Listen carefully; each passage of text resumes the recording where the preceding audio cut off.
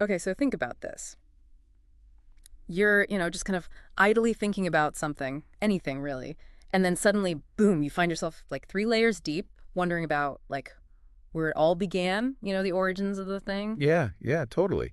I think we all do that, right? Get curious about like the backstory of, well, anything and everything. Exactly. And today, that very same inquisitive energy, that same kind of, rabbit hole exploration is leading us to something that, well, we all have, but rarely stop to consider where it came from. Blood types. It's funny, right? Like blood, it's so essential. It's literally life flowing through us. Yeah. But like, it's ultimate history. It's not something we think about every day. Not at all. I mean, we kind of just take for granted that, well, it evolved here, right? Like a product of Earth's biology, just part of the whole, evolutionary package. Right, right. That's kind of the default assumption. Hmm. But for this deep dive, we're going to entertain a totally different possibility, a perspective that that looks well beyond Earth for those origins. Exactly. So the big question here is, could the very blueprint of our blood, the very structure of it, have been shaped by forces and events like way beyond, just terrestrial evolution? And that's precisely what we're going to unpack today. I'm really looking forward to this one. Me too. Our guide for this, well, this exploration is a fascinating piece of source material. It's actually excerpts from a YouTube video transcript. It's called The Hidden Origins of Bloodlines, Cosmic Races and the Great Genetic War, from a channel called Beyond Truth. Okay, so right away that title kind of gives you a sense of where this is going? Definitely not your typical textbook explanation. Not at all. But I gotta say, the narrative they weave is, well, it's really compelling, the sheer scope of it. It's not mainstream science by any stretch, but It really grabs your attention. You just have yeah. to hear where it goes. Absolutely. Okay, so the transcript kicks off with this like dramatic setting. Earth, but an early Earth, bathed in the light of, get this, not one, but 2 suns. And it's in this ancient era that 3 distinct and like super powerful extraterrestrial races are said to have made their arrival. 2 suns. That's wild. So who are these like interstellar travelers? The Tormians. Yeah, they allegedly originated from the Uru system, and the transcript describes them as having violet blood and like really deep blue skin. And get this, the narrative even ties them to major Hindu deities like Shiva and Vishnu. Wow. Okay, so already we're getting a sense of the scale, like the scope of this whole thing. Yeah, and it doesn't stop there. So who else is in this cosmic mix? Next up, we have the Asuras, and their origins, according to the transcript, are linked to the pole star, and they're associated with like bear and wolf clans. Bear and wolf. Okay, let's get it interesting. Right.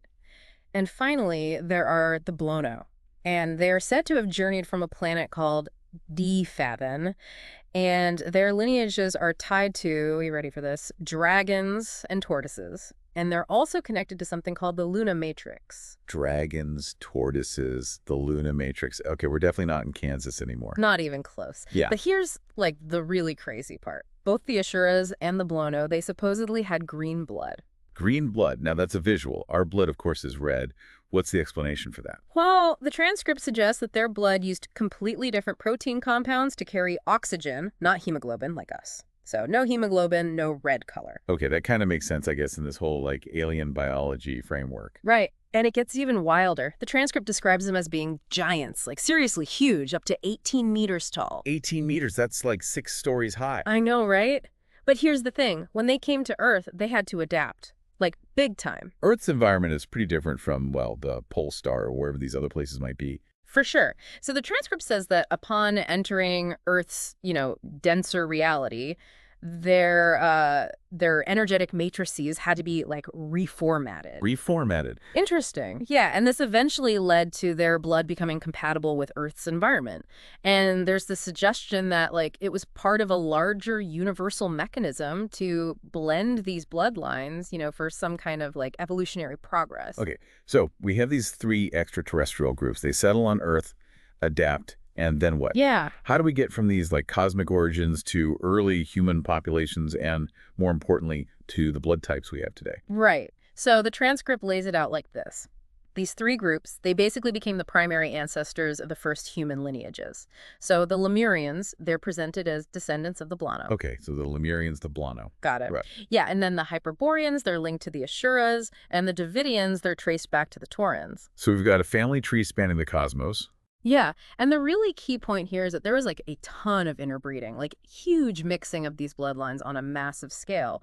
And this, according to the transcript, created the fundamental biological framework for all later human development. Okay, so these three groups, the Taurans, Asuras, and Blano, they're kind of like the primary ingredients in this whole human evolution recipe. Exactly. But wait, there's more. It wasn't just these three groups shaping things. The transcript throws another group into the mix, Martians. Martians. Okay, now this is getting really interesting. Where do they fit into all of this? So the Martian races, they're described as having like eagle and feathered serpent lineages, right? Hmm. And they supposedly already had red blood because Mars, at least at that time, was similar enough to Earth to favor the development of hemoglobin. So they were kind of pre-adapted to Earth's environment in a way.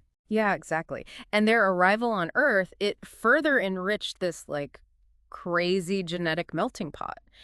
They contributed to what the transcript calls a transitional blood matrix. Think of it like a bridge, right, between these ancient, like extraterrestrial lineages and the emerging life forms here on Earth. Okay, I'm starting to see how all these pieces are like supposedly fitting together. Yeah. But then the story takes a huge turn. The transcript brings up this cosmic catastrophe they call the Great Burning, and it's linked to the emergence of blood type O. Yeah, this is where things get really intense. According to the transcript, roughly 10 million years ago, this massive cosmic event happened. Okay, so 10 million years ago. Got it. Yeah. Antimatter from like an anti-world is said to have entered our solar system, along with, get this, twin black holes. Twin black holes. Okay, that's next level cosmic drama. Right, and this caused like a total disruption in the energy balance, and eventually led to the destruction of the second sun, Rager. And a big chunk of the planetary system was destroyed too, including D-Fathon, which was the home planet of the Blano. Whoa. Okay, so Earth was in the danger zone, Yeah, right? big time. The transcript implies that Earth, like, barely escaped being totally obliterated. It got super scorched, though. And the descendants of the Asuras and the Blano, well, they basically had to go underground, like way underground, to protect their bloodlines and all their knowledge. Makes sense. Find shelter, wait it out, classic survival strategy. Right. And it's during this, like, apocalyptic event that blood type O supposedly came about. The transcript suggests it was a mutation in the survivors. So, a new blood type born out of cosmic chaos. Exactly. And blood type O is portrayed as, like, the blood of warriors, a symbol of strength, resilience. And this new blood type, it became the foundation of a new civilization that started to rebuild on the surface. So after the fire, new life arises, a new kind of human with this, like warrior blood. That's the narrative, yeah. And these blood type O folks, they're said to have founded Hyperborea. It's described as the first highly organized civilization on Earth in this, like, new era after the Great Burning. The transcript even calls them warriors of light. Okay, so blood type O, the warriors of light, establishing this new civilization, Hyperborea. Were there others around at that time too? Well, the transcript mentions the muons as being around. They're described as the descendants of the Blano and, like, their cosmic allies. But then things get even more complicated with the arrival of a new player. The Anunnaki. The Anunnaki. Okay, this name rings a bell. They're a pretty big deal in a lot of, like, ancient astronaut theories, right? Exactly. So the stage is definitely set for some serious conflict. We've got the Warriors of Light of Hyperborea, the Muons descended from the Blano, and now the Anunnaki entering the picture. What could possibly go wrong, right? Right. And the transcript doesn't disappoint in the drama department. It talks about the Anunnaki arriving with these, like, dark reptilians who supposedly had black hydrocarbon-based blood. Black blood, yeah, that's pretty hardcore, and apparently they couldn't survive on the surface. So what do they do? Well, they did what any self-respecting, group of dark reptilians with black blood would do. They built underground cities. The transcript calls it the Reptilian Dominion, and get this, it supposedly lasted for, like, 5 million years. 5 million years. That's longer than, like, most of human history as we know it. Were they just chilling down there all that time? Well, eventually the transcript says that this group, the Light Alliance, probably led by Hyperborea, figured out how to alter the climate and reclaim the surface. So the Warriors of Light versus the underground-dwelling reptilians. It's like a cosmic epic playing out on Earth. Exactly. Okay, so after, like, eons of these huge struggles, Earth supposedly entered a phase of recovery, an age of stabilization. And this is where the transcript links the emergence of blood type A. Okay, so blood type A comes after all this conflict. Yeah, it's portrayed as developing during this time when, nature starts to heal, societies are rebuilding, knowledge centers are popping up again. And blood type A, it's described as being perfect for, like, peacekeepers, diplomats, the folks who maintain balance in these new communities. So blood type A is like the antithesis of the warrior profile of blood type O. That's the idea, yeah. Blood type A is all about empathy, cooperation, cultural development. The transcript says that people with this blood type, they have sensitive nervous systems, they tend to think collectively, and they're really good at creating social harmony. So basically, they're ideal for societies that are focused on dialogue and reaching consensus. Makes sense. After millions of years of cosmic battles, a little harmony sounds pretty good. Right. Although this transcript does mention that this blood type was more vulnerable, in harsh environments. So maybe that's why people with type A blood were more likely to lean towards things like vegetarianism or like gentler lifestyles. The idea is that the balance back then, the balance between like the strength and go get 'em attitude of blood type O and the cooperative, peace-loving vibe of blood type A, that's what kept everything running smoothly. Balance. It's a classic theme, right? It pops up everywhere. Okay, so we've got blood types O and A. What comes next in this grand cosmic narrative? Okay, so the story introduces the Atlanteans and the Anunnaki, and we get this new concept, pure blood. It basically throws a whole new wrench into the works. Pure blood. That sounds, well, a little ominous, to Yeah. be honest. Yeah, it's not great. So the Atlanteans, they're described as arriving from like a dying planet, and Yeah. they had blue blood, copper-based blood that didn't really jive with Earth's environment. Blue blood. Interesting. So they were also struggling to adapt. Totally. And the Anunnaki, they're the ones who introduced this idea of genetic blood purity, like as a tool for control, which, never ends well. Yeah, that's never a good sign. Mm. So how did the Atlanteans react to this whole pure blood thing? Well, they were like super into it. The transcript says that they started doing all these genetic experiments, trying to, preserve their lineage, make it stronger. And that's where the Rh negative factor supposedly came from. The Rh negative factor. Okay, so that's like a real thing. It's a blood type thing, right? Yeah, totally. But in this narrative, it's portrayed as a reproductive barrier, like Yeah. a marker of some elite bloodline passed down only through the mother. Basically, it's presented as a way to control the population. Wow. Okay, so the Anunnaki are pushing this pure blood idea. The Atlanteans are experimenting with genetics. Mhm. What about the Anunnaki themselves? Could they adapt their blood? Actually, no. The transcript says they couldn't. So they created these hybrid clans and like selectively bred elites to hold on to their power. So everyone's trying to control things through bloodlines. It's getting messy. Yeah, super messy. And then it all explodes again. The transcript talks about this like huge war, the Great War, and this is supposed to be after the fall of Atlantis and Hyperborea around 7,000 to 6,000 BC. Another war. Okay, I'm sensing a pattern here. Right. So this war, it's described as a global conflict with crazy powerful weapons, like energy weapons, and even, get this, nuclear devices. The transcript even mentions Vedic texts as like possible sources for these descriptions of, ancient super weapons. The Vedic texts, that's like ancient Indian scripture, right? Yep. And the fallout from this war, it's depicted as completely devastating, like total climate collapse, toxic fallout everywhere, earthquakes, huge genetic mutations. Survivors, they had to like hide out in caves and underground shelters just to stay alive. Sounds bleak. And this is the setting for the emergence of blood type B. Exactly. Blood type B is portrayed as like this mutation that arose in response to these like super harsh conditions. It's all about adaptability, resilience, and being able to, get around, move around. Makes sense. You'd need to be pretty tough to survive all that. Totally. People with blood type B, they're depicted as travelers, nomads, artisans. They're independent, and they can survive pretty much anywhere. They're the ultimate explorers, forging new paths after the world's been, shattered. Okay, so we've got blood types O, A, and B. That just leaves AB. How does that one fit into this story? Well, according to the transcript, blood type AB emerges after this crazy event, a dimensional shift. And it's tied to, you guessed it, another failed Anunnaki experiment. Those Anunnaki, they really can't catch a break, can they? Oh, Messing with forces they don't understand. right. So the transcript lays it out like this.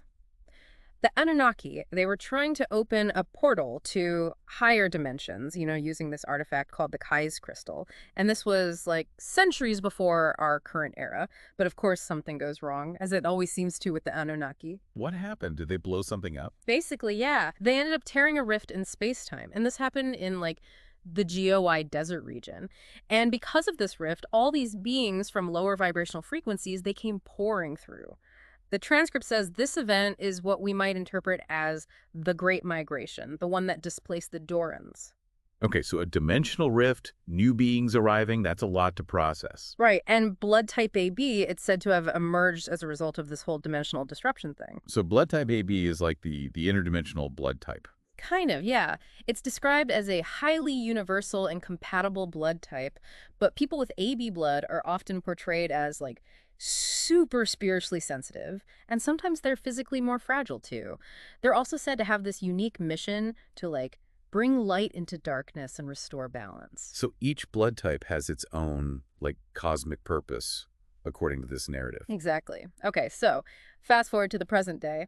The transcript wraps things up by saying that, all these blood types, they're all mixed up now in populations all over the world. It's like the ultimate cosmic melting pot. Right, and it's kind of fitting, after this whole grand saga of cosmic migrations, interbreeding, wars, and dimensional shifts. Totally. But the transcript makes it clear.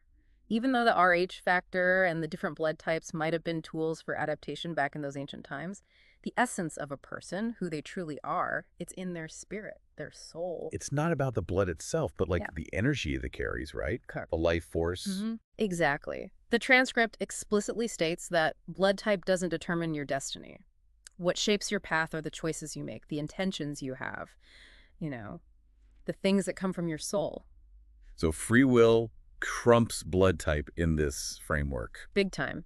And it ends by suggesting that blood is like this code, right? A code that carries echoes of ancient civilizations and even, get this, stellar memory imprints.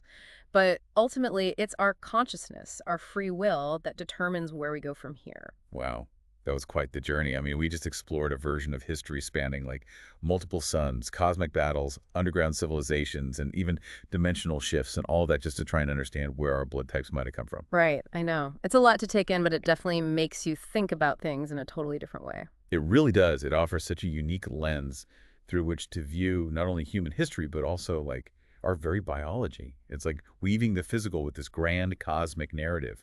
For me, one of the biggest aha moments was like just entertaining the idea that our biology might have been influenced by extraterrestrial beings.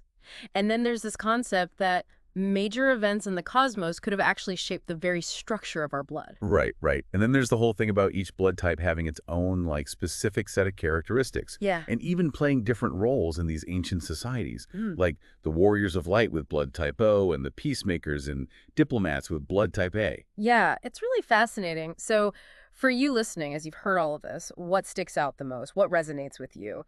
If, and it's a big if, but if our blood does carry these like stellar memory imprints, what does that mean for how we see ourselves, what we're capable of, and how we're connected to, the vastness of the cosmos? It really is a question worth pondering. And if you know your blood type, does any of what we've discussed kind of resonate with you, with your own experiences and how you understand yourself? I mean, that's what the original YouTube video encourages people to think about. It's a cool prompt. And here's a final thought, maybe the most intriguing one of all.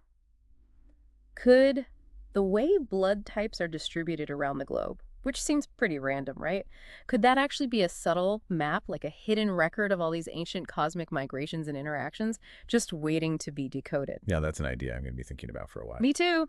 And that's a wrap for today's deep dive. Thanks for listening. See you next time.